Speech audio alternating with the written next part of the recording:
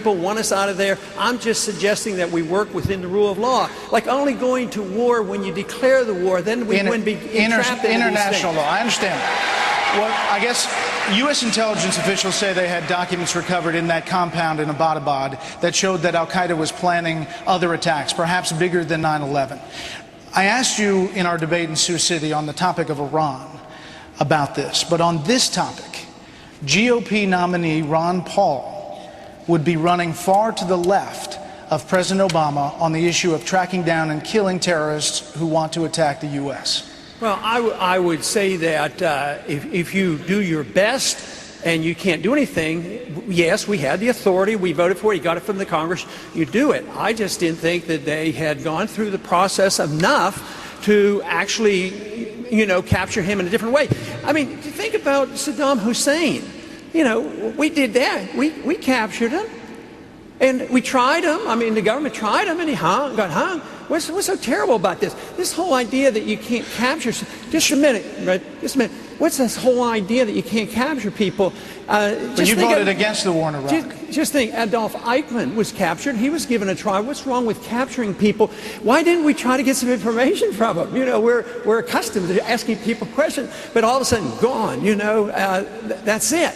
So I would say that there are different ways without trying to turn it around and say, oh, for some reason, this doesn't mean he's supporting America. Speaker Gingrich, if you receive, Speaker Gingrich, actionable intelligence about the location of Taliban leader Mullah Muhammad Omar inside Pakistan, would you authorize a unilateral operation, much like the one that killed bin Laden, with or without the Pakistani government knowing, even if the consequence was an end to all U.S.-Pakistani cooperation?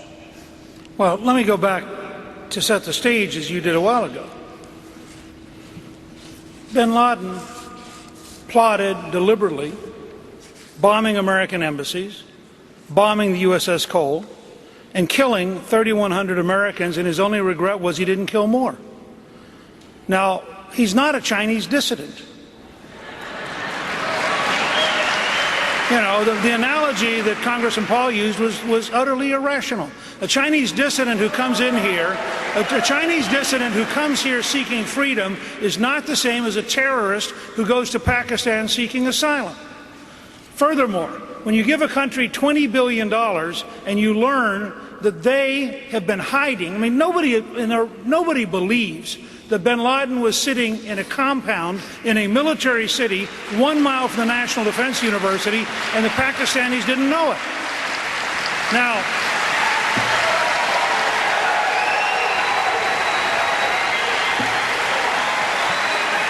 we're in South Carolina. South Carolina in the Revolutionary War had a young 13-year-old named Andrew Jackson.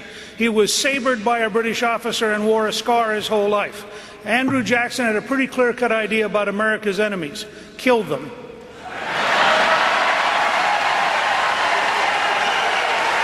Congressman Paul, 30 seconds, please. 30 seconds to respond, since you were mentioned. My point is if another country does to us what we do others, we're not going to like it very much. So I would say that maybe we ought to consider a golden rule in foreign policy. Don't do to other nations what we don't want to have them do to us. So we endlessly bomb these countries, and then we wonder why they get upset with us, and yet it continues on and on. I mean, this idea that we can't debate foreign policy, then all we have to do is start another war.